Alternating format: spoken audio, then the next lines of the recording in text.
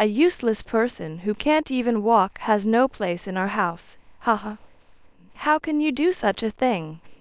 The mother-in-law pushed me, in my wheelchair, down a staircase with more than 10 steps. Thanks to my quick reflexes, I avoided major injuries. She did not help me and just laughed at my plight. You're just unemployed. Why don't you just get a divorce quickly? All right, I understand. The mother-in-law doesn't know that I earn an annual salary of $200,000. What kind of future awaits me as I leave this house? And then the mother-in-law brings up her son. Also, I'll be taking the grandchild with me, haha. I won't let you do that. Ha. As if you could take care of a child properly. I resolved to protect my son at all costs. I couldn't hand him over to such a devil-like person. And so, I decided on revenge. I'd rather leave this house even without being told to. A month after leaving the house, I received numerous calls from the mother-in-law. She might have finally realized the gravity of the situation, but it was already too late. My name is Emily, and I just turned 45 last month. I live with my husband and our 5-year-old son. I met my husband John at a party of a mutual acquaintance when I was 35. Wow, Emily, you work as a fashion designer? That's pretty cool. Not at all. I still have a long way to go. That's something I definitely couldn't do, haha. That's not true. I was not very good at socializing, so I probably stood out in that setting. He kindly spoke to me, probably out of concern. My impression of him at that time was of a caring and sincere person. Recently, my parents have been nagging me to be independent, haha. You live with your parents, right? Yeah, but they're saying I'm old enough and should live alone. Then, why don't you come to my place? At that time, we weren't officially dating yet. Even now, I wonder why I said that. It just came out naturally, like breathing. Maybe I was drawn to his somewhat unreliable and childlike aspects. And so, we started dating at the same time as we began living together. Listen to this. If we have a child, my dad will give us money. What? What do you mean? I don't really understand either. Like a celebration gift, maybe? But, well, to be honest, I didn't have much desire to marry or have children. And I thought it might be difficult because of my age. However, my husband was optimistic and quite excited about the idea of getting money. By this time, we had been dating for 4 years, and I was about to turn 40. You're kidding. I was holding my head in the bathroom. I was also optimistic. It seems I'm pregnant. Really? That's great. Then we've got to get married, haha. Yeah, we should. Reluctantly, I discovered my pregnancy on my 40th birthday, and soon after, we got married. At this time, my work was stable, and I thought about devoting my time to the child but was about to be born. However, this would lead to a drastic change in my husband's attitude. During the pregnancy, he seemed no different from before. But, you've done well, huh? Is something wrong? As soon as my husband saw our newborn son, he muttered something unbelievable. Is he really my child? What? What are you talking about? Everyone in the room froze for a moment at his unexpected words. He doesn't look like me at all, does he? You can't tell such things right after birth, can you? Well, whatever. I'm going back to work for now. Saying that, my husband left the hospital room without looking back. I couldn't accept his words at all. And then, my husband hardly got involved in child-rearing. And time just passed by. Before I knew it, our son Aaron was celebrating his 3rd birthday. Where's Daddy? He's working late today. So it's just you and me for the celebration. okay. Last year, he did celebrate the birthday, but it felt like he was just fulfilling an obligation. And this year, he's saying he has to work overtime. I even doubted whether it was really overtime. Since then, my son and I have been spending a modest but happy time together. I'm home. I hear the sound of the entrance door opening. Welcome back. Was there something special today? Today is Aaron's third birthday. I answer with a stronger tone. Ah, I forgot. Saying that, my husband tries to go to his room, but I stop him. Shouldn't you at least say happy birthday? Why? My husband's expression suddenly became cloudy. It's your son's birthday, so it's only natural. I'm tired from working overtime. I'm going to sleep now. Wait a minute. In the end, my husband went to his room without saying a word to our son. I was angry, of course, but more than that, I was worried about our son. When I hesitantly looked at my son, he seemed carefree. Despite being only 3 years old, he probably understood his situation. It's okay, Mom. Saying that, my son smiled, though I could see something like tears in his eyes. From then on, I stopped expecting anything from my husband.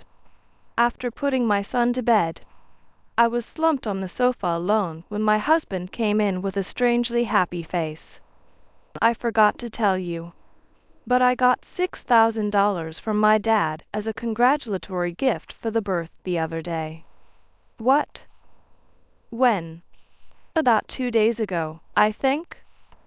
So, how about we go on a trip with that money? That's quite sudden. It's fine once in a while, right? I didn't understand what he was thinking, but I accepted his proposal, thinking it might make my son happy. And then, on the day of the trip, we were supposed to go on a resort hotel. We had only been out of the house for about 10 minutes. Sorry, but I have to cancel today's trip. I don't understand. Aaron was looking forward to it today, you know? Stop nagging. Can't be helped, right? My boss invited me to golf. You should have declined that. Huh? Someone who can't even properly do housework or childcare shouldn't be talking so big. My husband, somehow infuriated, was driving while looking at his smartphone. Please don't drive while looking at your phone. And I'm replying right now. Just be quiet for a bit. And then, in the next moment, it happened. Our car drifted into the oncoming lane. At the moment, I thought we were going to crash. I instinctively turned my body towards the back seat to protect Aaron. Then, with the impact, I lost consciousness. Emily? Are you okay? I woke up to the sound of my name being called. Standing there was my mother-in-law. Where am I? What are you saying? You're in the hospital, of course. I remembered something else important. Aaron? How's my son? Then, the mother-in-law answered with a sly smile. He's fine. Just some scratches, it seems. That's a relief. I sighed in relief. However, the mother-in-law suddenly became confrontational. Relief? John has broken bones, you know? And it's your fault, isn't it? What? What do you mean? According to John, you suddenly interfered, causing the accident. I didn't do anything like that. I felt anger at my husband's false testimony and tried to get up. However, I couldn't muster any strength. While I could move my arms, my lower body was completely immobile. Is something wrong? Haha. The mother-in-law, knowing my condition, was smirking. Do you know something, mother-in-law? Who knows? I don't, haha. Well, see you. I was suddenly overwhelmed with a cold sweat. I asked the doctor who came in after my mother-in-law left. The answer I received was beyond my worst fears. Will I be like this forever? Unfortunately, the chances of recovery are almost zero. So, I'll be in a wheelchair for life? But isn't there a way to walk again? There is rehabilitation, but it doesn't guarantee you'll be able to walk again. Everything went dark before my eyes, and I couldn't think of anything. I spent over a month in the hospital before being discharged. During that time, my son was left at my mother-in-law's house. My husband never came to visit me. Thank you for coming today. It really helped. No problem. I'd come right away if you're in trouble, Emily. You're about the only one who would say that, haha. But your husband not coming at all. Well, I kind of expected that. I returned home with the help of my junior colleague, Julia. Now that I needed care, I was fortunate to have my parents' barrier-free house. I thought I could manage living there. Starting tomorrow, Mom will live here too. Why? Why? For your care. I can't do it alone, and Mom offered. Be grateful. Even so, it's so sudden. Don't complain. Now you're truly useless. You have no right to complain, haha. That's when the real hell began. What? This house, it's big but so old everywhere. Please take care of me from now on. Oh, were you there? I didn't notice, haha. Well, I'll be taking care of you from now on, so you should be grateful. My mother-in-law, who claimed she would take care of me, hardly did anything to help. As I continued living like this, I managed to take care of myself to some extent. Seeing this, my mother-in-law became even more oppressive. If you can do so much, maybe I'm not needed? Please do everything on your own from now on. But I can't do everything. Please help me a little. Why should I do that? Haha. You can't work, and you're not useful. I am working, though. That's just your delusion, right? Haha. Then, I started taking on design work again, which I had paused due to my leave of absence. I couldn't stay silent after what she said. Sometimes I was accused of just playing around, but I ignored it all and focused on my work. Thankfully, my work began to be recognized. Your recent design has been really well received, and the one you designed for wheelchair users was considered innovative. Everyone at the office is talking about it. Really? I was just thinking about what I could do in my current situation, and it came to me. Just a fluke, haha. Even if it was a fluke, it's amazing. And now there's a magazine that wants to interview you, Emily.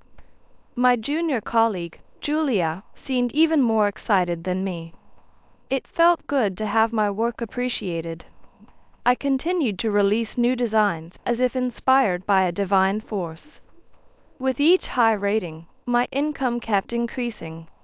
However, my husband came sniffing around when he got wind of this. I hear your work's been going well recently. You're making quite a bit, aren't you? Not particularly. Don't lie. I know it. From then on, my husband began to ask me for money. This went on for about half a year. I quit my job, haha. What? Why would you do that? Because it's stupid to work hard when I see you earning easily. Well, that's the situation, so take care of me, okay? Wait a minute. Oh, and don't tell Mom about this. Why? Huh? Can't you understand?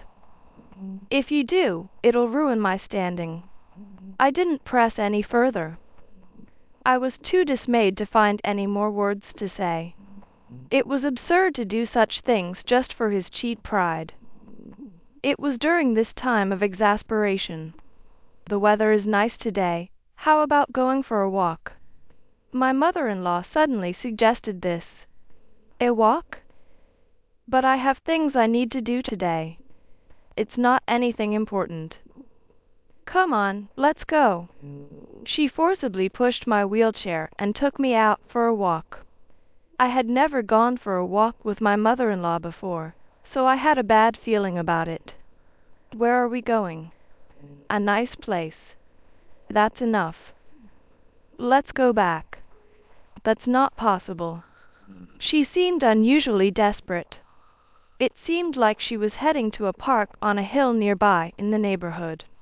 My mother-in-law was also breathing heavily, probably due to her age. Here we are. Nice view, isn't it? It is, but I couldn't believe she brought me here just to see this view. Just as I was thinking this, I saw stairs in front of me. Then, I felt a strong impact from behind, as if the wheelchair was about to fall. Ah! The wheelchair ran towards the stairs and tumbled down forcefully. The scene of the previous traffic accident flashed in my mind. I managed to protect myself instinctively. However, my legs wouldn't move. I faced up the stairs. A useless person who can't even walk has no place in our house. Haha. How can you do such a thing? My mother-in-law didn't help me lying on the ground, but just laughed at me. She was like a villain from a story. You're just unemployed. Why don't you just get a divorce quickly? With those words, I understood everything. But there was no need to go this far. All right, I understand. She didn't know that the unemployed person she mocked was actually earning $200,000. She had no idea what future awaited her as I would leave. And then she brought up my son. Also, I'll be taking your son Aaron with me, haha. I won't let you do that. I will raise Aaron. Ha. You can't possibly take care of a child in your condition. After saying that, I couldn't see my mother-in-law anymore. I couldn't hand over my precious son to such a devil-like person. And so, I decided on revenge. I'd rather leave this house even without being told to. Realizing I couldn't get up on my own, I called someone for help. Emily? What's wrong? Sorry for the sudden call. I need some help. Understood. Where are you? I explained what my mother-in-law did and my current location. 10 minutes later, she arrived by car. Are you okay? I somehow dragged myself here, haha. But I'm really exhausted now. I had managed to crawl to a nearby bench. Seems I was really hated, haha. This is no laughing matter. For now, I'll take you to my house. Thus, I stayed at Julia's house without returning to my own. My concern was about my son Aaron. Fortunately, it was still only 2 p.m. in the afternoon. I asked Julia to pick him up from kindergarten. Mom. Aaron. I have something important to talk about. I'm thinking of living separately from Dad. Who do you want to live with? I want to be with Mom. I don't know how I would have coped if he had chosen his father. But, thankfully, that worry was unfounded. I decided to divorce. Of course, my husband called. This was also expected. Hey, where are you? I need money, so give it to me quickly. Sorry, but from now on, you'll have to manage on your own. What? What do you mean? Just as I said. Your mother kicked me out. I've reached my limit too, so I'm divorcing you. Hey, wait. A month after leaving the house, I received a call. It seemed to be from my mother-in-law. Thinking she finally called, I answered. What have you done? What do you mean? There are workers at the house. Oh, I asked them to come. After all, that house is mine, haha. What? She sounded quite angry, but I ignored her and continued. Isn't that great? You didn't like the old house, right? Oh, and have you heard from my husband? What about him? He's currently unemployed. Haha. What do you mean John's unemployed? Wasn't he working? He hasn't been working for a long time now. All the money we've been using was from me. I thought you were unemployed. Of course not. Shall I tell you how much I earn? The mother-in-law's voice, now lacking its earlier bravado, trembled. $200,000. $200,000. That can't be true. You don't have to believe it, haha. We won't be involved with each other anymore. I immediately hung up the phone and blocked her number. I never wanted to hear her voice again. Just hearing it made my blood boil. They will regret for the rest of their lives for letting go of someone like me. Just imagining their faces filled with despair gives me the will to live, even if I can't walk. Eventually, I managed to divorce my husband. The mother-in-law, upon learning the truth, demanded an explanation from him. And then he called. What? Hey, help me out. You seem to be mistaken, but we are strangers now. Handle your own problems. We lived together all this time. I don't recall someone who never cared for his child or did as he pleased, haha. Send my regards to your mother. Of course, I blocked him as well. My dealings with them were over, but I had plans for the mother-in-law. What she did to me was nothing short of criminal. She might not know what judgment awaits her, but she'll likely spend nights trembling in fear. Meanwhile, Julia said to me, if you move, call me, and I'll be there any time. Like last time? Just kidding, haha. Yes, of course. Really? Then I'm counting on you. Leave it to me. I moved to a new place with my son Aaron. And, perhaps due to the hard rehabilitation, I've started to regain some sensation in my legs, little by little. It might still take time before I can walk again, but I won't give up. After all, I have my precious son with me.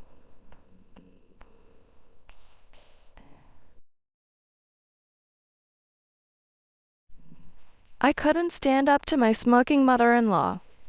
Mother-in-law, please stop. Even as I pleaded with my mother-in-law, tears streaming down my face, she kept smirking and saying, I'm doing this for your good. You should be grateful.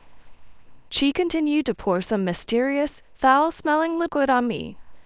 Why did things turn out this way? I am Eliza, a 40-year-old housewife, currently pregnant with twins. I married Mike when I was 27, but unfortunately, we were not blessed with children. We'll have children when the time is right, we believed, but the stork never came. 3 years into our marriage, our childlessness became a topic of concern, especially for my mother-in-law with whom we lived. My father-in-law had passed away before I started dating Mike. Concerned about leaving my mother-in-law alone, Mike and I decided to live with her shortly after our marriage. I was somewhat prepared for the potential mother-in-law and daughter-in-law issues, having heard about them often, but the reality was worse than I expected. My mother-in-law, perhaps believing in the value of hardship, insisted on manual cleaning methods like sweeping instead of vacuuming and wiping the floor with a wrung-out rag rather than using wet wipes. She was particular about food, demanding organic vegetables free from additives and pesticides. Furthermore, she wouldn't let me use a rice cooker, insisting on cooking rice in a clay pot. Honestly, I'm not good at housework and I struggle with cooking. So I wanted to stop this traditional cleaning and labor-intensive cooking. Once, I asked Mike to convince his mother to stop the traditional methods. He talked to her, and she reluctantly agreed. But when Mike wasn't around, she forced me to continue. And then my mother-in-law started interfering in our efforts to have a child. You're already 30. If you don't start having children soon, it might become impossible. There's no time to waste, she would say. I tried to explain. We're thinking about children together, so please be patient. I know I'm in my 30s, but it's common to have children at this age now. But my mother-in-law seemed unsatisfied. Eventually, despite believing that children are a blessing that comes in their own time, we decided to visit a gynecologist as we were still childless. Both of us were tested, but no issues were found. The only thing left was improving our physical health and avoiding stress. I, suffering from cold sensitivity, started taking herbal medicine and exercising. Mike, concerned about his slightly protruding belly, began working out. Although it seemed dubious, we were desperate. As a result, both of us got fitter, lost body fat, and Mike's belly shrank. My metabolism improved so much that I didn't need socks even in summer. Improving our health like this, we're sure to have children, Mike and I kept telling each other. But this stork still didn't bring us a baby. I turned 35. As I entered my late 30s, my mother-in-law became even more intrusive about having a grandchild. And her comments grew more hurtful. You're already 35. When are you going to have a child? Maybe it's because your body is defective, but you can't have children. She started accusing me, always when Mike was not around. We are currently undergoing fertility treatments at our own pace, so please wait. Hearing my words, my mother-in-law seemed to feel excluded, angrily saying, "You're sidelining me. Remember, I am your mother-in-law. If our relationship had been good, I would have surely consulted her. But frankly, our relationship was neither close enough nor comfortable enough to discuss such delicate matters." I was now 40, still enduring my mother-in-law's harassment. Then one day, she called out to me. Her voice was unusually cheerful. So I couldn't guess what she was about to do. When I went to the living room, where I heard her voice, she greeted me with a smile. There was a strange smell in the living room. I thought it was the smell of garbage and didn't pay much attention. But I felt a sense of unease with my mother-in-law being in such a good mood, as I had rarely seen her like this before. Cautiously, I sat down in the chair she pulled out for me, and she abruptly started. "You two have been undergoing fertility treatments for quite some time now, haven't you?" I was taken aback, but managed to respond, "Yes." Then she placed a cup in front of me. The liquid in the cup was orange and had a foul smell that made me want to cover my nose. "Mother-in-law, what is this?" Despite the foul-smelling liquid in front of me, my mother-in-law didn't change her expression and kept smiling at me. "This is a secret remedy passed down in this area." I was completely baffled. Seeing my confusion, my mother-in-law explained, "Well, you two have been married for so many years, and still no children, right? In such cases, it's usually a problem on the woman's side. I heard from Mike that you're undergoing fertility treatment, but it seems to have no effect." She said this while glancing at my stomach, her words dripping with sarcasm. I had already told her that there was nothing medically wrong with either of us.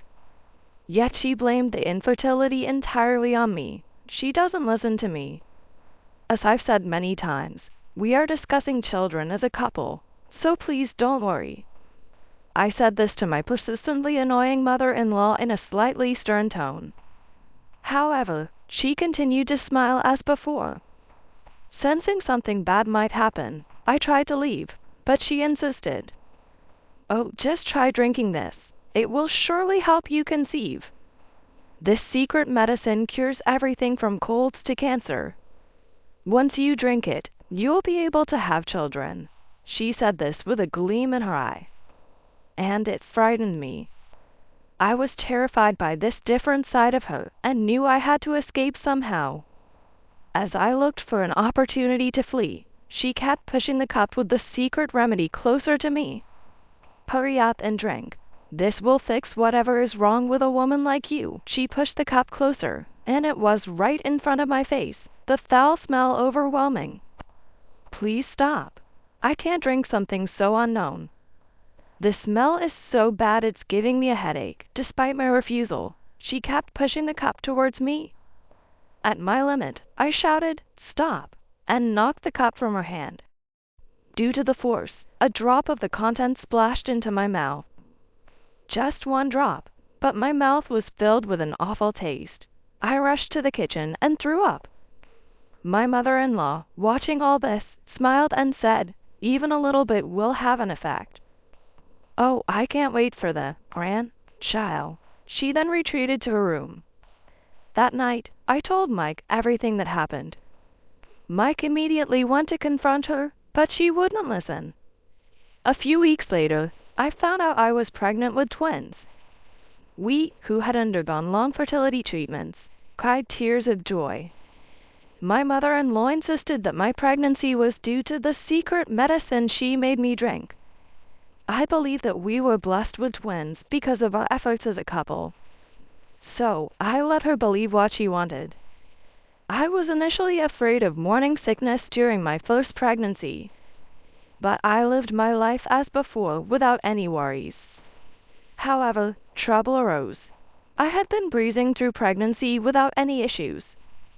But around the 8th month, I started to feel sick due to the pressure on my stomach. It was late-term morning sickness. Having never experienced early morning sickness, it was a very difficult experience for me. Everything I did was uncomfortable and made me feel ill. I started to spend more time lying down. Once, I got so dizzy while standing that I had to sit down on the spot. Mike, seeing this, told me to lie down and rest. Kind-hearted Mike told me to rest all day. He even took time off work to support me as much as possible. Thanks to him, I found times when I felt better. Mike couldn't take time off work indefinitely, so after 3 days, he had to return. My mother-in-law didn't say anything when Mike was around, so I could rest. But as soon as he went back to work, the hellish days began again. Just because Mike is kind doesn't mean you can take advantage of it. Childbirth is all about physical strength. If you lie in bed all day, you won't have the strength to give birth. You need to go shopping on foot every day and mop the floor to build up strength, she demanded. However, I had already been told by the hospital that I would need a cesarean section. When I told my mother-in-law that I would have a cesarean, she became furiously angry. Everyone else gives birth risking their lives. And you're taking the easy way out with a cesarean. And you won't even know the pain of childbirth because of the anesthesia. Are you out of your mind? I was stunned to hear such things from her. Just walk to the store and clean the house. That's all I'm saying. Do it. A mother-in-law's order is absolute, she said to me in a stern voice.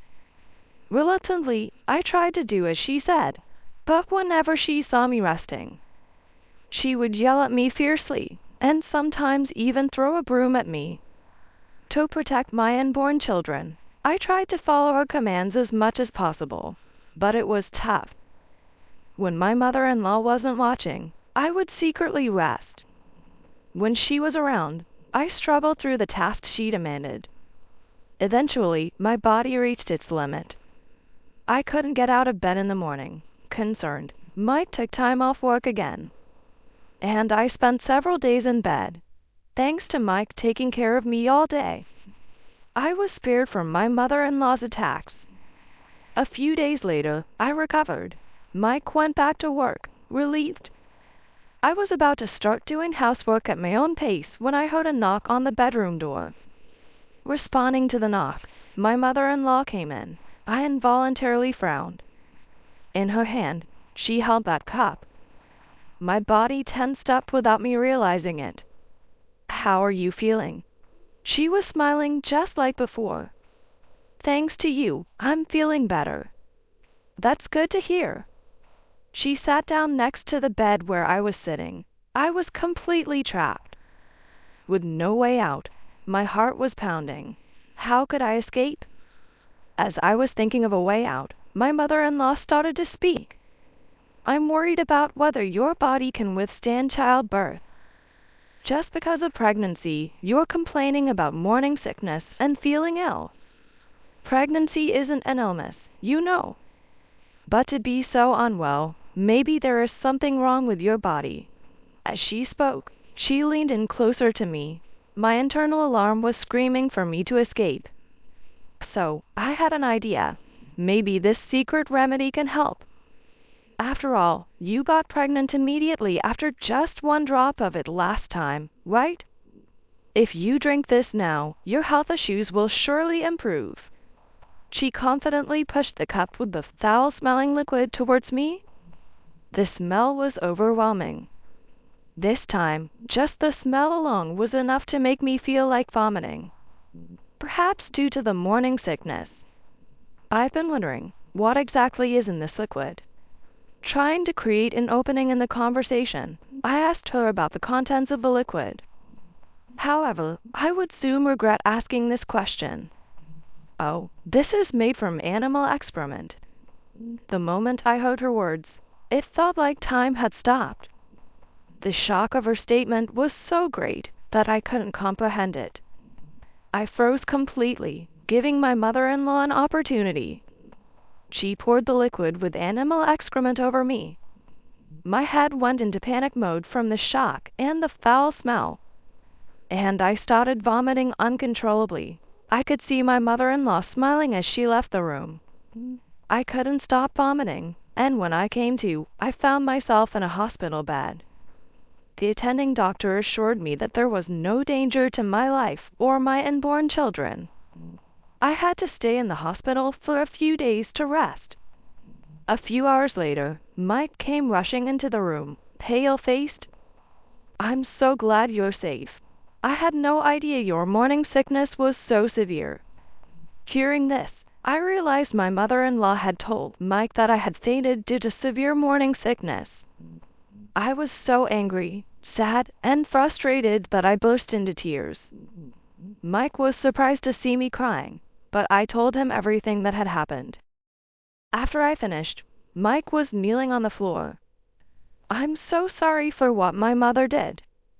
What she did is unforgivable. I will make sure she pays for this. Leave everything to me and just focus on resting in the hospital. He said this and then left the room. It was 3 days later when Mike came back. You don't have to go back to that house ever again. He appeared with a smile on his face.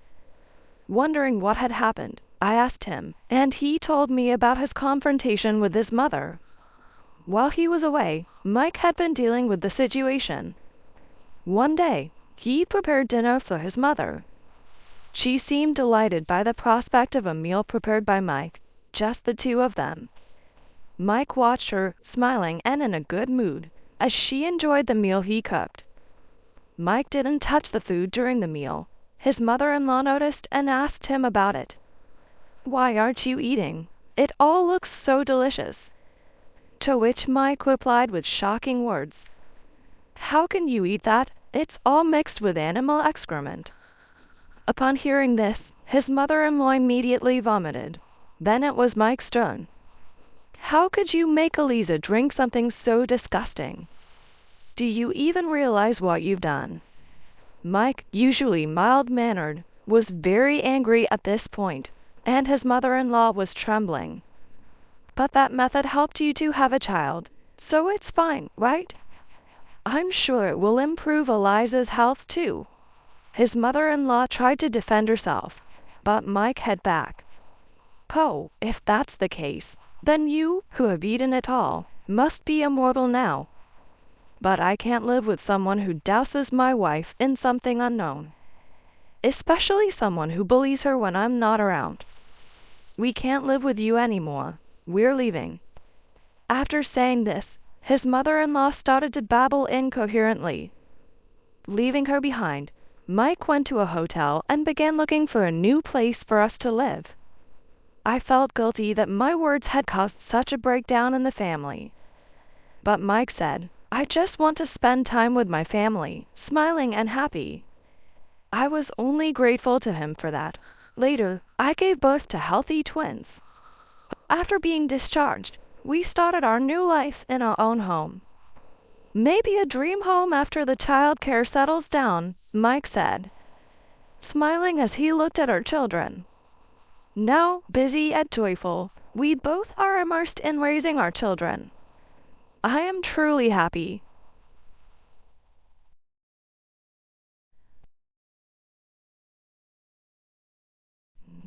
I won't forgive you. Suddenly, my next door mom's friend says this and goes off in a rage. I won't forgive you. Isn't that supposed to be my line? What are you talking about? Coming out of my house. You're caught red-handed for trespassing. You know, my name is Emily. I'm 45, married to a husband who gets drunk and leaves things behind in bars and trains every day.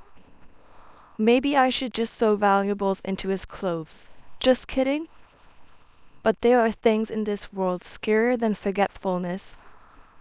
A few months ago, I noticed that our electricity bill for our detached house was higher than usual. Even though electricity rates are up nationwide, it was more than I expected. Well, it's winter, and we have all electric appliances, so maybe we were using more than usual. So we started to save energy. However, the next month and the month after that, the electricity bill was slightly higher. Both my husband and I work, and our daughter Catherine is in elementary school. The house is empty during the day. We've been taking thorough energy-saving measures now, diligently turning off unnecessary lights, but I can't think of any excessive use.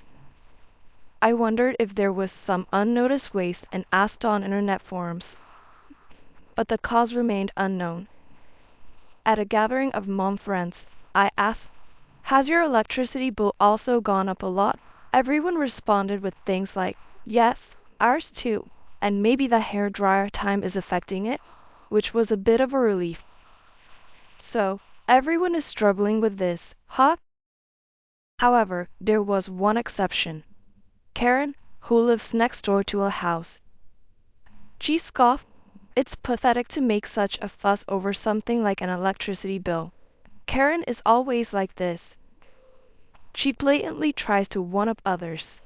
Among the many mom friends, there's one who seems to particularly see me as an enemy, always getting unnecessarily involved with me.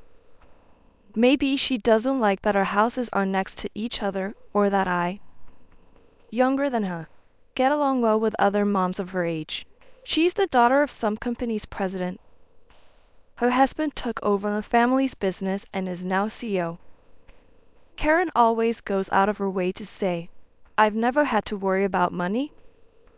To us, though, the company's name is unheard of, and they don't seem particularly wealthy. She might be struggling with personal relationships more than money, I think, feeling not the slightest bit envious. This electric bill issue is one example. Whenever we talk about ordinary family finances, like how expensive the kids' school bags are, she invariably brags. That was nothing for us. We bought the best one. It's her usual way to assert dominance. Not showing annoyance is the terrifying part of mom-friend relations, even if you find her tiresome. Everyone's a parent, so no one wants to single out Karen, especially when we teach our children to get along with their friends. It would be embarrassing to act in a way we couldn't explain to our kids. But this adult response seems to have emboldened Karen. The rise in electricity costs is trivial, isn't it? It'd be pitiful to make the kids endure because of that, don't you think? I'm exasperated by Karen's laughing but reply casually. It's good for children to know about saving when they become independent, isn't it? You plan to make them save when living alone. Unbelievable. You should support your child if they're trying their best alone. Somehow? This turned into a lecture. Why should I have to send them money? While everyone was at a loss for words, Karen started bragging about something no one asked. We went to a French restaurant recently. She boasted about enjoying a full course with quality escargot, but it's just snails at a banquet. I don't find it enviable at all. Everyone seemed to think, what a hassle, giving only half-hearted responses to Karen's story. Little did I know, this casual conversation would have repercussions later. It happened when I bumped into a neighbor at the entrance. The neighbor mentioned they recently adopted a kitten, and we were having a pleasant chat about cats when Karen came out from next door, saying, "Oh, both of you together," and happily joined us. Karen is probably lonely, I think. Whenever she sees people talking, she can't help but join in and take over the conversation. I braced myself for the usual pattern of discomfort, but then, the neighbor didn't seem to want to talk to Karen. They stubbornly kept a conversation focused on how cute the cat was. I have a cat at my parents' house, so I can join in the conversation. But Karen doesn't have any pets. Maybe she has escargots in her garden during the rainy season, though. Unable to join in the conversation, Karen just stood there with a forced smile, not leaving. But she couldn't find a chance to interrupt because of her neighbor's solid defense. Impatient, Karen finally said, "Oh, by the way, did you know that Emily's house is really poor, and that too loudly?" Both the neighbor and I were dumbfounded. The poor Emily she's talking about is me. I couldn't help but respond with a confused "Hava?" Emily goes around bragging about her misfortunes to her mom's friends because of the increased electricity bill. What if someone talks? It wouldn't be strange if Catherine is teased at school for being poor. When moms get together, we should talk about more fun things, right? But Emily, you always talk about money. It's so tactless. But I like you, Emily. You must be a bit naive. Haki? So cute. By the way, I went to a French restaurant the other day. Rather than just feeling irritated, a lingering anger started to grow in me, and I probably glared at Karen. Sensing her mood, the neighbor said, "Oh, I just remembered I left the laundry out and it's going to rain this evening. I better get back home," and hurriedly left. By the way, the forecast had been clear skies from Monday to Friday. Karen must have been frustrated that her snail top didn't catch on and the neighbor even escaped. You could have been a bit more entertaining, like a clown, to keep the conversation going. I gave you a chance, and what do? The conversation is about tossing and spiking, you dimwit. She insulted me and disappeared into her house. Why do I have to set up perfect tosses for your stories? I wanted to shout, but by the time I regained my composure, the enemy was already inside her house. I went home, buried my face in a cushion, and screamed in a muffled voice, "This is ridiculous." I couldn't sleep that night due to my anger and ended up venting to my husband over drinks.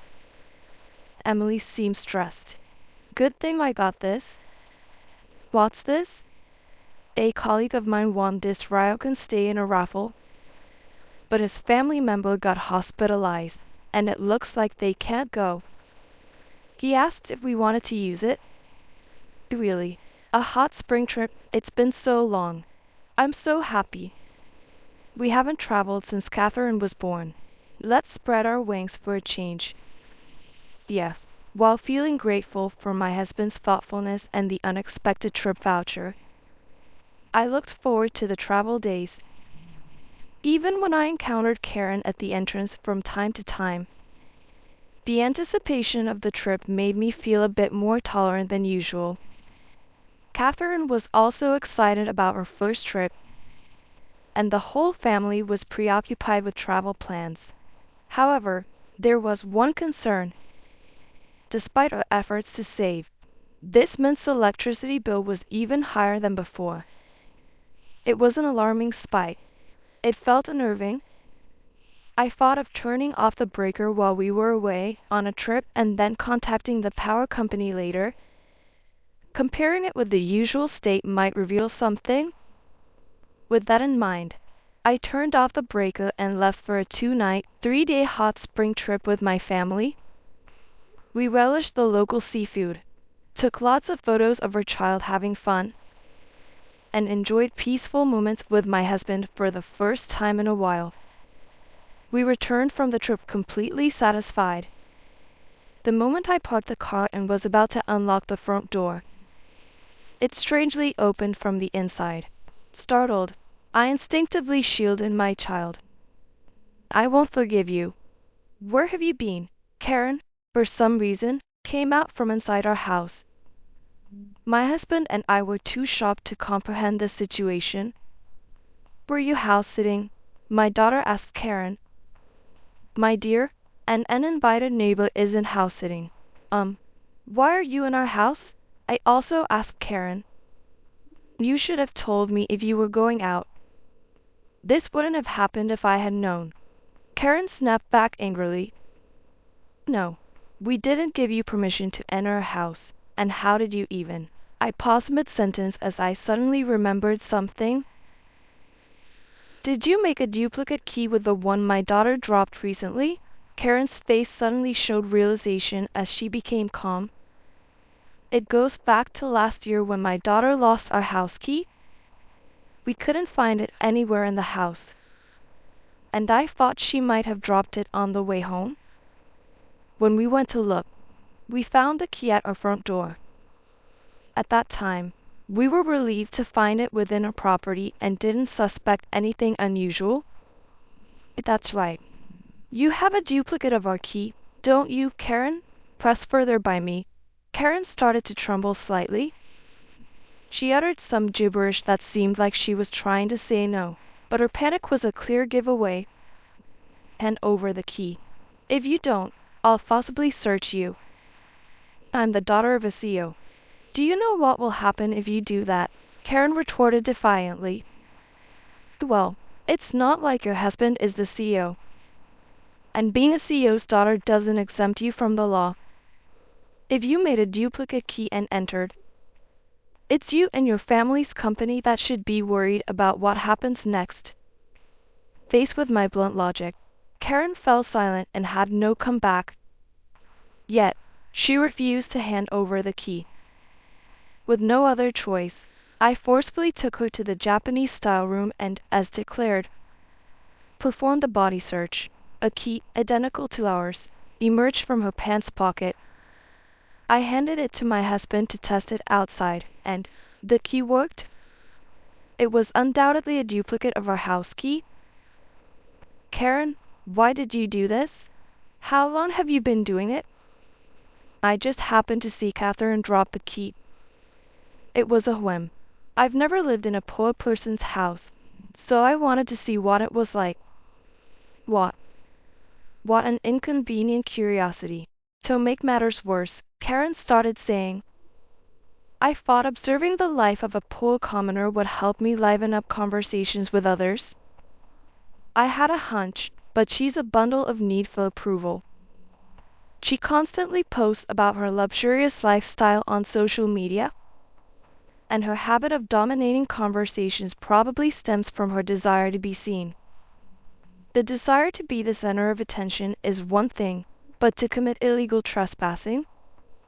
She's a frighteningly needy attention monster." "Did you, by any chance, enter her house during the day too?" After a brief silence, Karen seemed to resign herself to speaking the truth and answered, "Just a little bit." "So, almost every day then? Your eyes have been darting around whenever you lie." "Nah." Karen looked at me in panic, but it was too late. Her behavior conveyed, "See, I'm looking right at you. That means I'm not lying." "So, you're the reason our electricity bill went up. What were you doing in our house?" "I relaxed in the living room, used the bath." It sounded like she made herself at home, as if our house was a vacation retreat. No wonder the electricity bill went up despite our savings efforts. I see. Then you must have been quite inconvenienced this time, right? Yes, you turned off the breaker, right? How could you? I didn't know where it was, and even though I hadn't used it for days, the bill was higher than usual. I couldn't do anything because I was worried about being caught. As an aside, our breaker is inside the shoe cupboard. Most homes have it in the bathroom or kitchen, so it's no wonder she couldn't find it with normal expectations. Why are you acting so entitled? Don't lecture me after trespassing. Shall I call the police? Karen flinched at my words. The mention of police seemed to scare her. I was going to leave the moment I realized you were away, but for some reason the key wouldn't open. What? Confused, I headed to the entrance, trying to open the door that I had previously closed. To step outside, the door wouldn't open. The lock wouldn't turn. That's it. That's what it was. I couldn't help but burst into laughter. It seems that the door lock broke at this miraculous time. We bought this house secondhand, and recently the door lock had been acting up. So, I secretly used a Kriegelgurk, something a locksmith would never recommend, as a temporary fix in the keyhole. Because of this, the door lock seemed to be reaching the end of its life. It sounds like it might turn if forced, but pushing too hard could break it beyond repair. Karen probably didn't dare touch it anymore for fear of breaking it. Well done, Kriegelgurk, and the worn-out keyhole. I could open it from the outside earlier, but next time, that might not be possible. Ahahaha. Well, thanks to this poor person's shabby house. You had a valuable experience, didn't you, Karen? While I was laughing, my husband was fretting. How much will the lock repair cost? And frantically searching for affordable locksmiths on his phone. But the lock breaking at this time allowed us to discover Karen's intrusion, so the repair cost felt like a valuable lesson in a way. Now you can't escape. Shall we call the lock repair service and the police? As I smiled brightly, Karen begged, I'll give you money. Please just spare me that. Money? Gulp. No, just kidding. I'm not the type to be easily swayed by money dangled in front of me for lock repair. Having someone who would trespass in the neighborhood is genuinely scary. So no matter how much Karen bowed her head and cried, I don't want my family to find out, I unwaveringly called the police. Afterwards, as it was her first offense, Karen was granted a suspended prosecution. That much was expected. What was surprising was the reaction of Karen's husband, who was furious about the incident. Not that he stormed in or anything. Karen's husband agreed to pay for the electricity she used freely in our house and the lock repair cost. I initially said the repair cost wasn't necessary since I was partly to blame, but he insisted, please accept it as compensation and a way for us to take responsibility. So I graciously accepted. Since Karen's husband had inherited her company as a son-in-law, it didn't lead to a simple okay divorce situation. This incident became known to the people in the town and our circle of mom friends, leading to the Karen family being looked at with disapproval in the community. Karen's child, who had a habit of stealing other kids' stationery at school, became known as a thief among the children. The Karen family, feeling ostracized, soon moved to a distant town. Even now, on internet forums, especially on threads about Karen's company, employees mockingly write, our boss's wife is a thief. It seems the incident has become a topic of gossip even within our company. The only thing stolen was electricity, but the story of her illegal entry somehow got exaggerated to thief, and she had a criminal record since her student days. It was just a small local incident, not worth a news article. That the internet can be frightening with its reach. Indeed, Some posts on the forums seem to be true. Like she set off fireworks in someone else's house or she stole from a friend's house. It appears that Karen was a problematic person from her youth. To have one's past mistakes exposed as an adult, it's karma for not atoning properly and continually committing wrongs. I hope she fully redeems herself for the rest of her life. Meanwhile, our family is living our happiest days ever, with the lock fixed and our neighbors gone. Our electricity bill still hasn't decreased, so we continue to save. But as long as the three of us can live smiling, there's nothing better. It's still the same year, so there hasn't been any significant change like my husband got promoted, and our child went to a prestigious university. We're living a typical life with nothing much to boast about. Oh wait, there is something. My daughter won first place twice in dance recitals recently. Just that, you might ask, but you never know. She might become an idol in the future. I know it's just a parent's wishful thinking, but dreaming about your child's growth is the greatest happiness for a parent. My husband and I want to continue watching over her growth. That's what I'm thinking.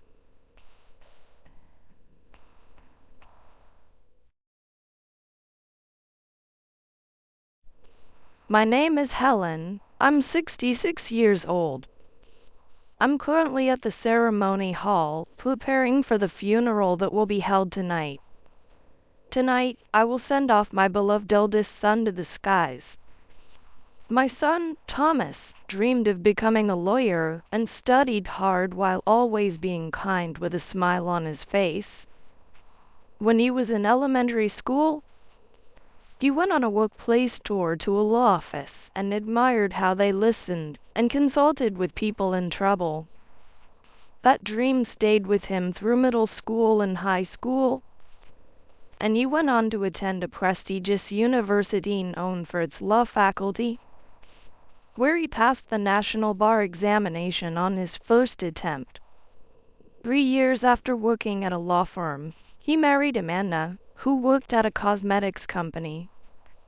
They lived together without children, and I was seldom invited to their home. Thomas was always busy, day and night, and I enjoyed the moments when I could go shopping with my seldom seen son or dine out occasionally. Life is unpredictable, but I never imagined that my son would be gone before me. Hey, get these flowers inside quickly. They're in the way, and I can't walk. Looking towards the voice, I saw Thomas's wife and the chief mourner, Amanda, harshly instructing the workers. Amanda, that's no way to speak to people. You're being noisy. Well then, Helen, please. This is so annoying. I got all disheveled helping with the transport, so I'm going to fix my hair in the restroom. You know, that's no way to speak to your in-laws. Soon, I won't have any relation to you anymore. So could you please stop acting all high and mighty? I am more than angry with Amanda's dreadful attitude. I'm simply at a loss for words and can only sigh. Then, Thomas's cousin arrived.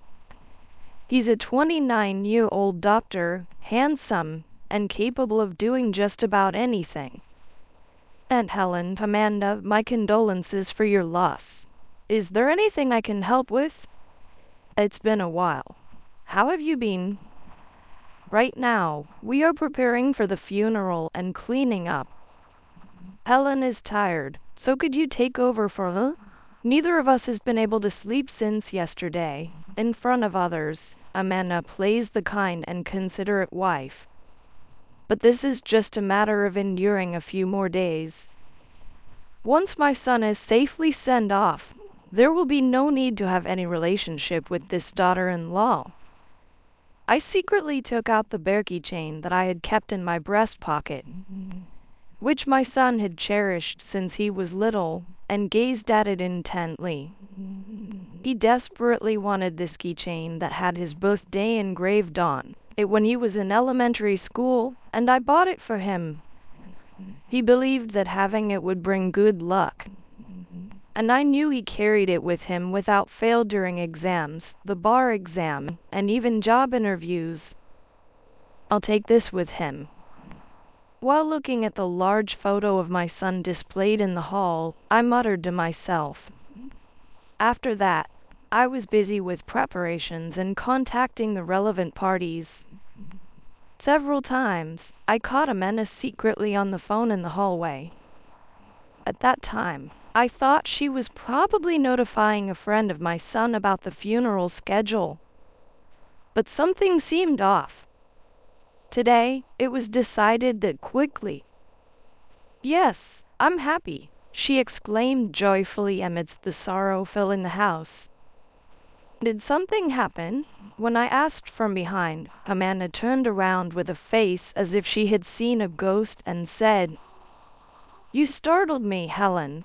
"No, it's nothing." She then quickly left, clutching her cell phone. I felt something was suspicious, but with my mental state and the hustle and bustle at home, I didn't pursue it. I've never liked this daughter-in-law, Amanda, since she married into the family. The day my eldest son, Thomas, introduced her to me. She came in vivid, high-brand clothing and was drenched in perfume. I was amazed that she would come dressed so flamboyantly to meet the parents of a potential future spouse. Even after they were married, she showed no inclination to tend to household affairs, instead always talking about hotel lunches and trips to Hawaii. Gallivanting without a care for my busy son, who was a lawyer. Thomas was a kind son who never forgot Mother's Day or birthdays, always considerate of his parents. That is why I was honestly dissatisfied that I had to accept Amanda without a single complaint. About 20 minutes before the funeral was to begin, Amanda, stand at the entrance and greet the guests. Colleagues and superiors from the law firm are also coming. Do I have to stand there the whole time?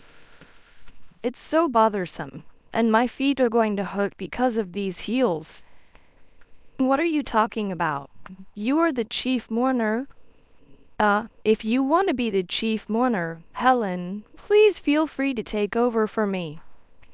I'm really not good at this greeting thing, lol. Even after my admonishment, she did not seem to move from the relatives' seats. However, as the visitors began to queue, I decided reluctantly that I had to stand out front after all. I can't let my son down at the end like this. As I stood at the entrance greeting my son's lawyer colleagues and the superiors who had taken care of him, Amanda suddenly appeared from behind. "Hello everyone, it's been a while. Thank you for coming today for my husband." As I was greeting my son's colleagues, Amanda began to greet each one, pushing me aside to introduce herself to the office superiors as the wife. She made such a bright entrance with a loud voice that I glared at her, wondering what she was thinking. "We couldn't see you, Amanda, so we were looking for you. We were planning to greet you later. Actually, Thomas's mother told me that I'm an embarrassing daughter-in-law and shouldn't stand at the entrance. Even though I'm already sad, it just makes me feel so unbearable." "Is that so? You're as beautiful as ever. There's nothing embarrassing about you." "Amanda, that's not a nice way to put it. I asked you several times to stand at the entrance, but you refused. You just didn't want to because your feet would hurt, right? Why not wear sneakers?" "Please stop. What are you saying?" "Lately, she has been saying some strange things. I'm sorry." With that, Amanda gave an apologetic look to the colleagues from the law firm. "Could you not treat me like an old woman? You said it yourself, you find it bothersome to greet the condolence visitors. And you've been nothing but complaints this morning. My somewhat raised voice caused a stir among those around us. As I was about to complain, for there, Amanda grabbed my hand and said with eyes that were not smiling at all, "Helen, you're tired. Let's go to the back room." Her face suggested she wanted no further argument. "Wait, I'm staying right here. What kind of mother would I be if I wasn't here to send off my son? Could everyone please help? Thomas's mother has been acting strangely lately, and even Thomas was worried about her.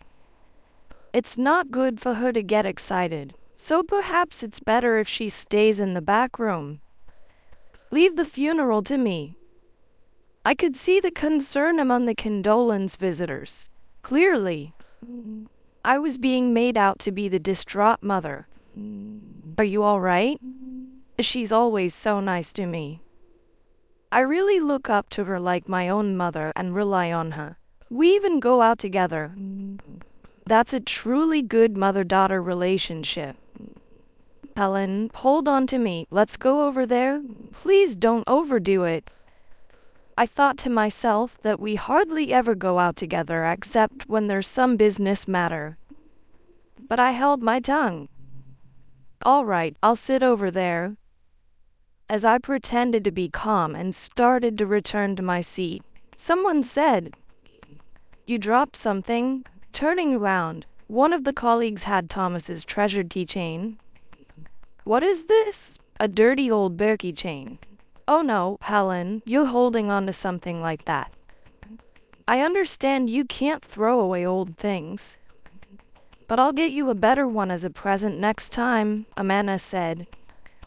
And she effortlessly lifted the keychain by its ring from my hand. Watching this, Thomas's colleagues commented, "Really? What a thoughtful daughter-in-law." Thomas would be relieved. The daughter-in-law nonchalantly put the bear keychain into her black bag. Then, before the funeral, Amanda was surrounded by the lawyer colleagues, who began to share in her sorrow. Despite the busy situation, Amanda started to talk about Thomas's life at home, seemingly trying to showcase herself as a good wife.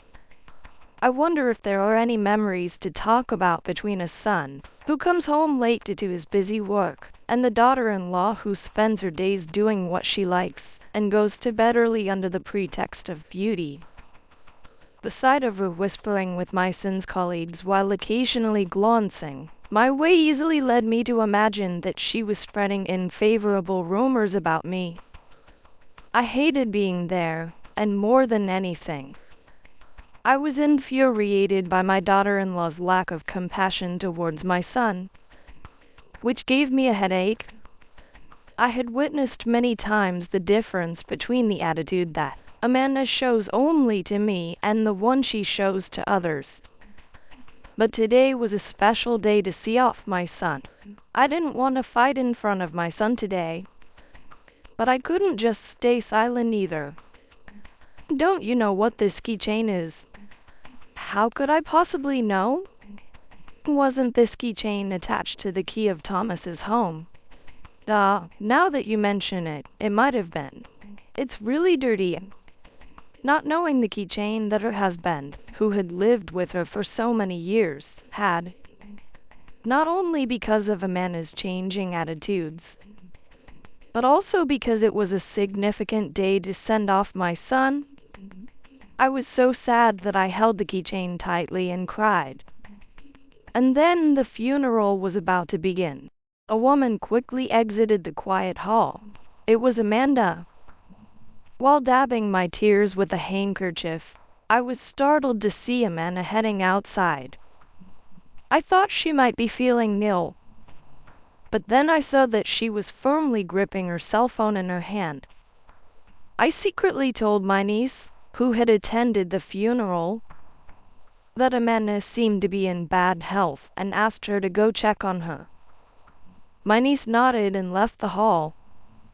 After a while, I could see my niece returning with a pale face, but I was too preoccupied with the funeral to address it. Right after the funeral ended, my niece approached me. "Annie, can I talk to you for a moment?" "What's the matter?"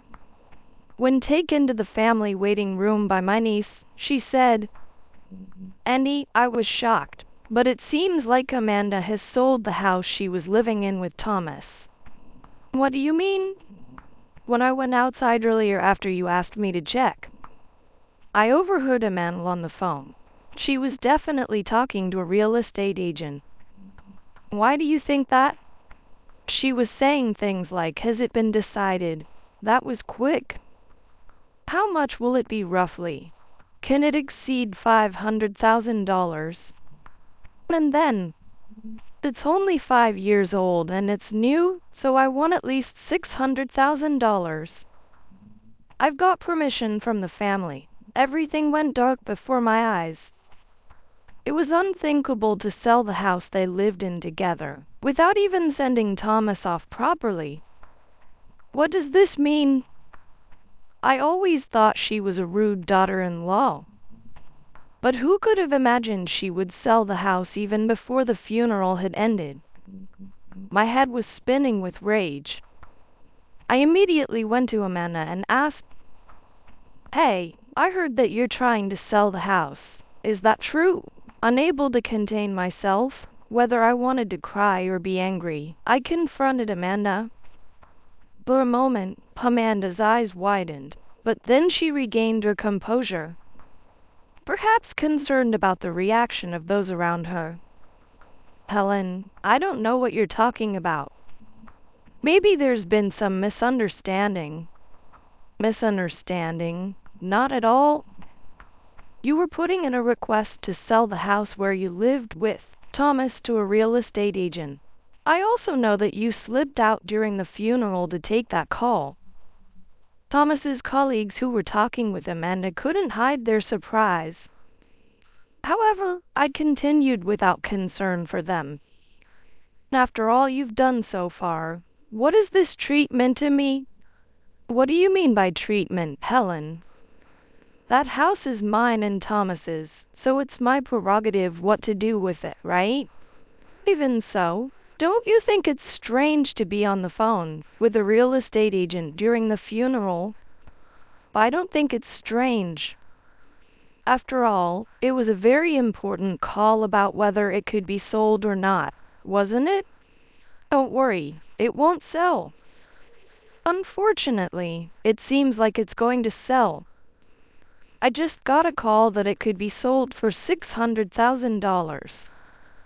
Oh, and that stylish Italian sofa that Thomas loved.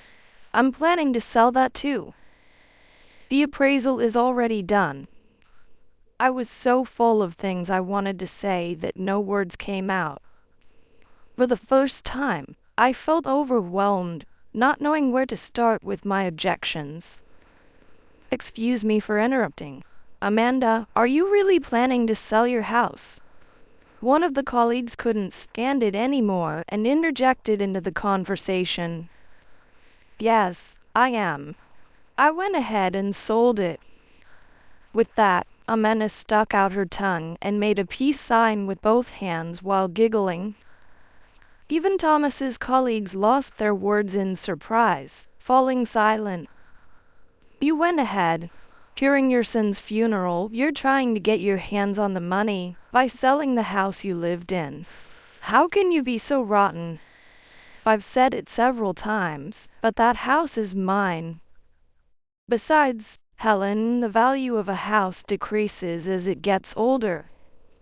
So, I thought it would be better to do it sooner rather than later." Did this daughter-in-law not soak in the memories with her son? Wasn't she sad or depressed? Was Thomas really happy with Amanda? Their married life was full of doubts. I felt unbearably sorry for my son that his life had come to such an end. With that thought, I cried openly, without regard for the people around me.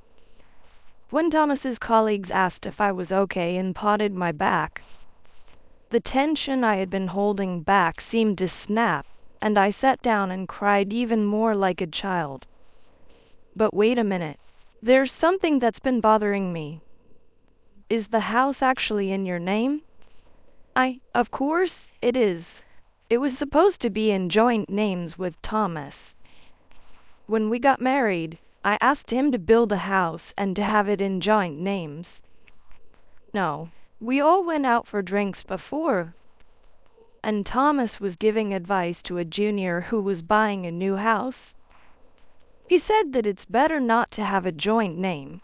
He said his house isn't in joint names. Amanda's face became serious. Are you sure you're not mistaken? Helen, once the sale is finalized, I'll leave. Then we don't have to see each other anymore. The situation has become increasingly complex with conflicting statements about the ownership of the house. It's a moment that seems to require legal clarification, and perhaps the intervention of a professional to understand the true nature of the property ownership. Amanda, I told you earlier that it wouldn't sell. I wasn't just saying that without reason. The house can't be sold because it's in my name. Amanda looked at me with a surprised expression. What do you mean? Take it exactly as I said. I don't know what Thomas told you when you were getting married, but the truth is that the house was purchased in my name. Why? Maybe he had some doubts about you. He must have been troubled when you suddenly wanted to build a house even though you weren't married yet. He said he wanted to complete the house by the wedding day, and he was worried about it. He bought it in my name because with joint ownership, it couldn't be sold on a whim if something happened. That's right. Thomas mentioned that too. Of course, he trusted his wife. But since their relationship was still new, he decided to put it in his mother's name for the time being. Wait a minute. I've never heard such a thing. Amanda appeared visibly flustered and pale, and for good reason. She had already told the real estate agent that the house was sold, and there was a possibility that she would have to pay a substantial penalty for breaking the contract. Wait, Helen, is that really true? Amanda asked me again. That's why I've been saying from the beginning that it couldn't be sold. No matter how many times you ask, the answer won't change. This isn't a joke or anything. Amanda sat down, dumbfounded, and hurriedly made a phone call to the real estate agent to explain the situation. The real estate agent was obviously angry, thinking it wasn't a joke, and Amanda was apologizing profusely. The house sale had already been processed. The deal had been concluded in writing with the buyer, who had expressed a desire to take possession of the property as soon as possible. At this point, it was too late for such claims, and the real estate agent was certainly not backing down. Furthermore, they urgently told Amanda to get the name change processed. Otherwise, they mentioned that a penalty for breach of contract and, in the worst case, damages could be incurred. Amanda, while holding the receiver, said to me, "Please, Helen, if we cancel now, I'll have to pay a penalty, and in the worst case, I might be faced with a claim for damages." So what? I don't recall giving you permission to sell the house. And you did all this on your own, right? First, you should apologize to the buyer and ask if they can cancel. If it comes to a claim for damages, I don't have enough money right now. I'm really sorry, Helen. Please help me? No. Did you even consider that you were dealing with your husband's mother? Especially doing something like discussing selling the house during my son's funeral is out of the question. Oh, and remember the furniture that was prepared in the new home for the wedding. I arranged all that at Thomas's request, so don't think you can take any of it. Amanda was even more surprised and put down her mobile phone, slumping in resignation. Thomas was cautious by nature, but perhaps even more so because of his profession as a lawyer. At first, I thought he was being overly cautious about getting married, but maybe he had his reasons. Are you saying Thomas deliberately put the house in your name? That's right. He asked if the house could be put in my name. And remember, about 40% of the cost of the house you were living in was also paid by me. I didn't know that. I thought it was paid for with our savings. Our savings? What are you talking about? I heard you had no savings when you got married. Well, that's why I provided some financial help as a wedding gift. Despite dressing in such flashy fashion when we first met, you had no savings. And yet, you wanted an extravagant wedding and insisted on a detached house for a home. Wait, did Thomas tell you all of this? No, it was me? Amanda turned in surprise toward the voice and saw that it was the instructor from the yoga class she attended. You're from the yoga class. Why are you here? The story I just told was not something Thomas told me. My son was kind and would never speak ill of his wife to me. Amanda had been carelessly chatting about her private matters with her friends at the yoga class she attended for beauty. Her friend, who worked as an instructor at the school, had felt worried every time she overheard Amanda's loud conversations during breaks because they sounded similar to my family's issues. Every time I overheard you showing off your stories to everyone, I thought it sounded similar to Helen's family situation. That's why I checked. Is your daughter-in-law Amanda? I asked. Amanda, perhaps surprised, was staring fixedly at one point. Amanda, I know everything. Your attitude and what you've done has really angered me. But at this point, it doesn't matter anymore. The only thing that matters is that you can't sell the house. And you need to inform the buyer quickly, or you'll be in trouble. After saying this, I sat down on a chair that had been prepared nearby. And Amanda glared at me and said, I can't believe both of you. What do you think I've done? Suddenly, Amanda began to argue back loudly. I just married Thomas and asked him to build a house.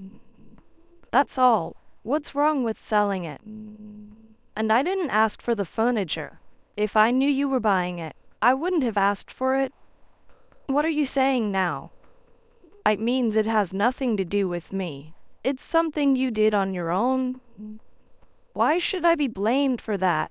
Thomas's colleague stepped in to mediate, saying, calm down, and they patted the backs of both Amanda and me. I haven't done anything wrong. I just put up for sale the place where I was living. It's crazy that you did the name change to yourself without telling me. You're not in a position to argue with me. Even if it was in your name, it was a house where my son also lived. So it's natural to consult about selling it. Why do I have to be involved to such an extent even though I'm not a child? Amanda and I had gotten so heated up that the people around us didn't know what to do. But well, I still have compassion. After all, you were the wife who lived with my son. It was fortunate I didn't know your true nature until now. Well now, call the real estate agent immediately. If it comes to it, I'll speak to them as well. Yes. Amanda made a phone call to the real estate agent right before our eyes. She informed them that the house was in her mother-in-law's name, and that there was no intention to change the ownership, then asked what should be done next. At first, the real estate agent was reluctant. But when I pleaded that they had no right to sell a house under my name without permission, They could no longer proceed forcefully. They agreed to call the buyer and consult further. Thus, after a noisy funeral, we never imagined we would send off our son in such a way. And we were overwhelmed with regret. At the same time, we were at a loss for words. Embarrassed before the colleagues who worked with our son, wishing we could just disappear. A few days later, while Amanda and some relatives were helping to tidy up after the funeral at my house, the real estate agent contacted us promptly. All eyes were on Amanda as she took the call, but it seemed that the conversation didn't go well. What happened? It looks like it's not possible. They're likely going to demand a cancellation fee and damages. I see, that's tough. I answered with a cold, emotionless voice. Ellen, I don't have much money. I'm no difference to anyone else. Of course, I will let you inherit what Thomas left behind. However, please discuss this with the real estate agent in front of me and the relatives. I will make sure to witness whether you pay the estate agent properly. Amanda agreed in a voice as faint as a mosquito's buzz. She was a shadow of her former self. Amanda, your behavior was terrible, but let it be. Now, find a job right away. Work and live on the money you earn. Understand? Amanda looked at me with dissatisfaction, but nodded earnestly. That day, after all the tidying up was done, Amanda left, thanking us for the care. She was much more subdued than during the funeral when she had been arrogant. However, even after finding a part-time job, Amanda's temperament was rough, and she repeatedly clashed with supervisors and colleagues and quit. Eventually, unable to secure stable employment, her life became difficult. She would look for the cheapest supermarkets and walk to destinations 3 stations away to save on transport costs, a stark contrast to her former life of luxury lunches and yoga classes. As for myself, I'm now indulging in exercise and beauty, wanting to stay healthy and youthful. I am practicing hard for a competition with people I met in my ballroom dancing circle. There's a polite young man who recently joined the circle, reminding me of Thomas, which makes me happy. Now, I look forward to meeting this young man and dining out together. Sometimes I shed tears when I remember Thomas, but I want to expand my horizons by talking to various people. And of course, I am careful not to engage in any bad talk. It was good that I had support this time. But the old saying, walls have ears, doors have eyes, has taught me the importance of discretion. In this world, it seems walls and doors are all ears. It's best not to engage in unnecessary talk, something I've come to understand with age. Just as my mother used to say. Lastly, I've keenly felt how important a person's character is, regardless of their age. From this incident, I decided to keep Thomas's cherished bear keychain, believing in the superstition that it will bring good fortune and aiming to move forward. I want to cherish the time with my friends and make the most of my life.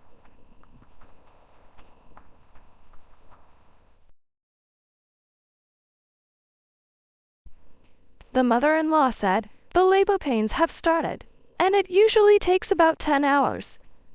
So the baby will be born before noon, right? Don't be so weak, you housemaid. Stop being lazy and prepare the meal." Overwhelmed by the mother-in-law's abusive words and the intense pain of labor, I collapsed to my knees. My name is Emily, and I am 32 years old. My husband John is 34 years old. It was a commonplace office romance. Currently, I am on parental leave and working as a full-time housewife. We were blessed with a baby after a year of marriage. Let's build our own home now that we're having a child. My husband and I agreed. And we built our dream home. In our newly built home, filled with the scent of fresh wood, I was overwhelmed with joy and anticipation, thinking, I've started a family. In this house, I will wait for a new life, a new family. However, I had no idea that this home would become the stage for an unbelievable showdown. On the day we moved into our completed home, my in-laws came to help, or so they said. Indeed, they helped, but as soon as my father-in-law stepped out, my mother-in-law demanded, "Give me a duplicate key to your house." That. Even if she is my mother-in-law, why would I need to give her the keys to her house? When I was about to refuse, my husband said, that's fine. I'm going out to shop for food, so I'll get a duplicate key made. Yeah. Both parent and child, what an absurdity. Is my sense of values wrong? Confused, I looked at my husband, who said, "A lively house is better, right? I want a home where people gather. You're pregnant, and you'd want support, wouldn't you?" I was dumbfounded and speechless at his words. My bad feeling came true. Every morning at 9 o'clock, my mother-in-law would come to our house, bringing her laundry. "Doing laundry for 2 or 4 people is the same," she would say, handing me the basket full of laundry with a broad smile. And while I was doing laundry, she would make, "Isn't breakfast ready yet?" Trying to contain my irritation, I asked, "Didn't you eat at home?" To which she replied, "I fed my husband. He has early work in the morning. But I have time, so I decided to have breakfast here, breakfast at my place. Our usual breakfast is just coffee and toast for my early rising husband, and melon bread for me. But when my mother-in-law visits, I have to add salad and soup to the menu." She arrogantly named it special morning and made it a routine to eat it every weekday morning. She would also have lunch, and for dinner, she would apply the same logic as the laundry, smiling as she packed half of the food I made into containers to take home. One day, after living like this for about 3 months, I've always been the one cooking. "Could you please help with dinner preparation once in a while?" I tried asking. Then she snapped, "You're ordering your husband's mother around. You have no respect for your elders. I was trained the same way by my mother-in-law. I don't need a cheeky daughter-in-law who talks back. Just do what you're supposed to do, quickly." I was so taken aback, I couldn't respond. Come to think of it, my mother-in-law has only ever referred to me as you or this person. While ignoring her scolding, I vaguely thought about this. "Hey, about your mother." Frustrated with my mother-in-law's behavior, I tried talking to my husband. But he was of no help, saying, "There's a saying, old age and treachery will always beat youth and exuberance. Whatever mother says is right, that's common sense in society." And so, I continued living this way until my final month of pregnancy. One day, my labor pains finally started. They began in the middle of the night, and with the pain coming at regular intervals, it was naturally impossible for me to do any housework. Amidst this, my mother-in-law entered our house without ringing the bell, using her duplicate key. She stomped her feet loudly, marching straight into the living room. "What? You haven't prepared the meal yet? You're so slow. Hurry up and do it." As usual, my mother-in-law yelled at me, full of arrogance. Normally, I would at least greet her reluctantly with a hello, but at that moment, the labor pains were so intense that even her yelling seemed distant.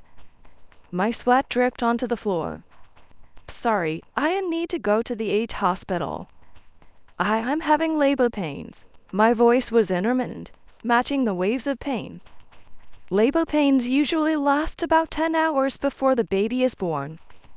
It's not time to go to the hospital yet. Don't be such a wimp, housemaid. Isn't breakfast ready yet? I couldn't respond to her angry shouts and writhed in pain. "Help! dear. My vision blurred, and my consciousness started to fade. I clung to my husband's knee, who was reading the newspaper nearby. However, my husband closed the newspaper, lightly brushed my hand away, and said, "If Mom says it takes time from labor pains to birth, then it must be true. She's given birth to 3 children after all. It's already past 9 o'clock. Isn't breakfast ready yet?" At that moment, I couldn't bear it any longer and screamed. My water broke, and I was somehow taken to the hospital in an ambulance and received treatment. It's a healthy baby boy. After giving birth, while I was dazed in the hospital room, a nurse spoke to me kindly. "You should have called the hospital when the labor pains were 5 minutes apart. You endured too much." I asked my mother-in-law and my husband to take me to the hospital, but they said it was still too early.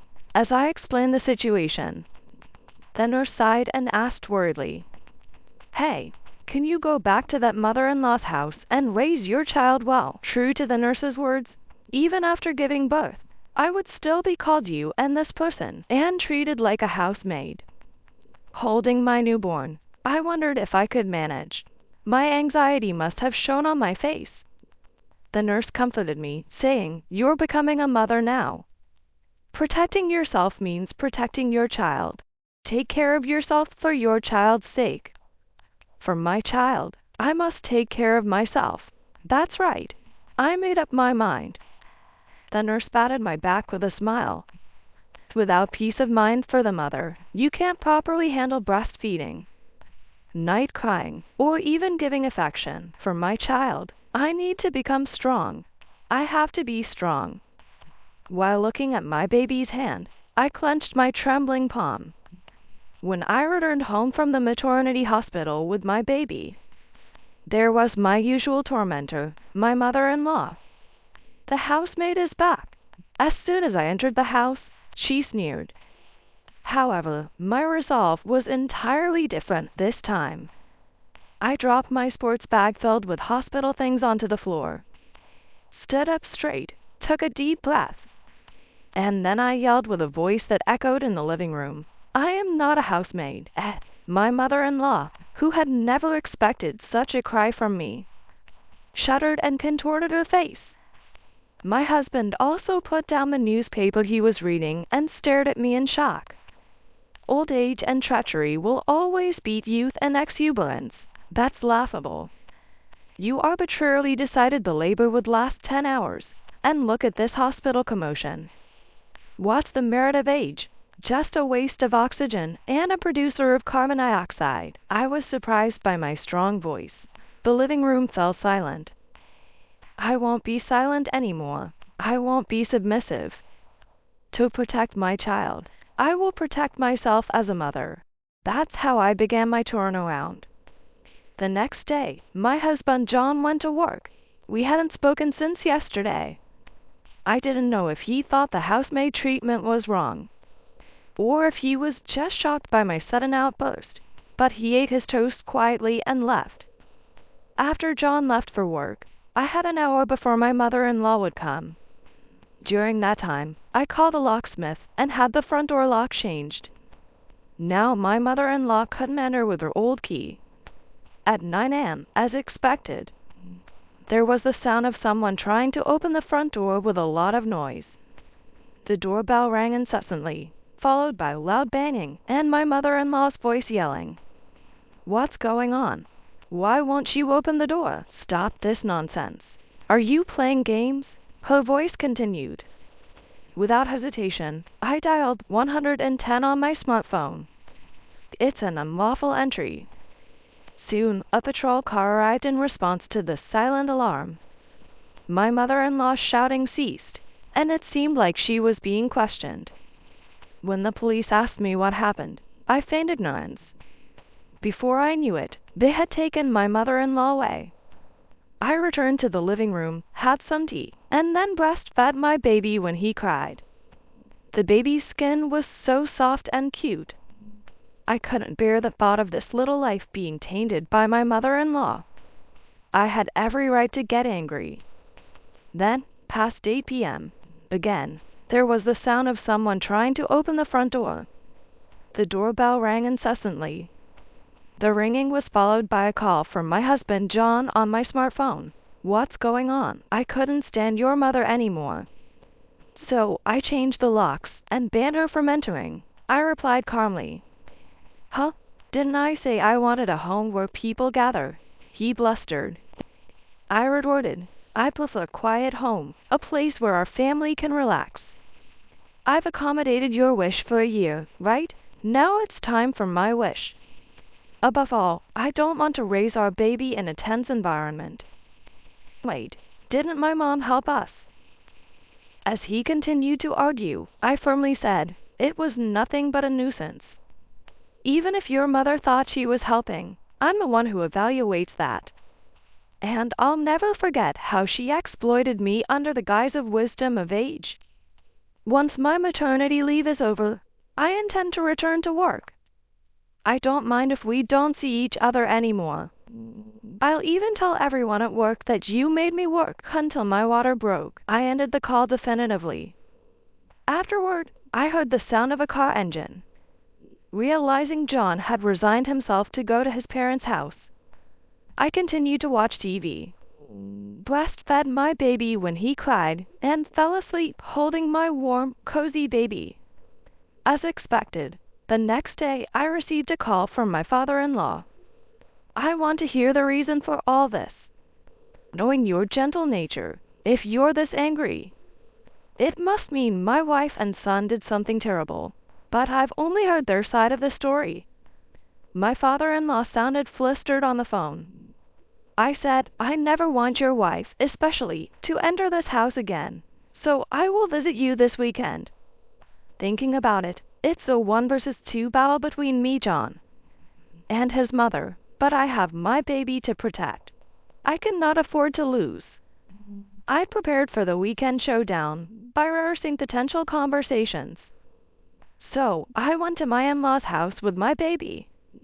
"Oh, how cute," said my mother-in-law as she reached out to touch the baby. I quickly brushed her hand away. "Don't touch him, you," after sending me to the hospital in an ambulance. Surprised by my use of "you," my mother-in-law blinked and stammered, "These are the very words you've always used with me. Don't get flustered just because you're on the receiving end now," I returned her tone with equal roughness. An ambulance. Hearing it for the first time, my father-in-law looked confused. See, she hadn't told him. "Your wife almost killed me. I begged for help during unbearable labor pains, but was ignored. She even said, 'Housemaid, isn't the meal ready yet?' In the end, my water broke right there, and I was taken away in an ambulance," I said directly to my father-in-law. "What?" He was wide-eyed with surprise. "This is the proof." I slammed the emergency transport certificate on the table. A certificate with the fire chief's seal is given to those transported by ambulance. I had saved it for this day. My counterattack was far from over. First of all, since the day we moved into our new home, your wife, I laid everything bare to my father-in-law. How she came over every morning for the so-called special morning, expecting breakfast. How she brought her laundry for me to wash. She had me make all the dinners and take them home in containers. All this, right up until my water broke. I had no idea. I leave early for work every morning. He looked utterly dejected. But I suspected I might be eating the meals you cooked. The taste changed suddenly. I knew it. But I believed her when she said she was trying new recipes. In a marriage, the worst thing is lies. He spoke in a strained voice. Though my father-in-law was unaware, he was still complicit as her husband. But your wife said, I was also bullied by my mother-in-law. So you ignored your wife being bullied by her mother-in-law, just like my husband does, right? I accused my father-in-law. What? He seemed shocked by my story, briefly reeling back. My mother was already in heaven when we got married. It was my turn to be surprised. What? Everything my mother-in-law said was a lie. So, you were deceived by lies, and I was victimized by them, right? I asked, seeking confirmation. My father-in-law looked down, his face filled with regret. Yes, it seems so. I decided to deliver the final ultimatum to my mother-in-law. Is it acceptable for you to barge into your son and daughter-in-law's home? Treat me as a housemaid under the guise of being a mother-in-law. I can't raise my child in such a heartless environment. Hey, are you listening? I'm talking to you, the liar and manipulator. I had forgotten to address her as mother-in-law, like she did to me. Calling her this woman or you was sufficient. Then my father-in-law said, my wife's lies are inexcusable. But my son is equally responsible for turning a blind eye. John and his mother had nothing to say in response. Both of you are nothing but harmful to my baby's growth. Protecting myself means protecting my baby. To safeguard my child, I'm ending this relationship now. I presented the green paper I had prepared, and then I returned to work. When I resumed my job, I had thought of exposing the terrible treatment by my ex-husband John and ex-mother-in-law. But by the time I came back, John had already left the company. Probably he was afraid of being the subject of gossip. Moreover, my mother-in-law was divorced by my father-in-law. His sense of justice was deeply stirred by the continuous lies his wife told him and the bullying she inflicted on me. My ex-mother-in-law was told by my father-in-law, never show your face to me again, and she moved far away. And so, peace returned to our lives. Occasionally, my father-in-law would visit and beam with joy at the sight of his grandson. He's adorable, so tiny. When he brandished a toy as a gift, my son laughed joyfully. I want to protect this small, precious smile. May he grow up healthy, strong, and resilient. I named my son Hierarchy, inspired by a tree known for its vitality and flexibility, a symbol of a strong and supple life.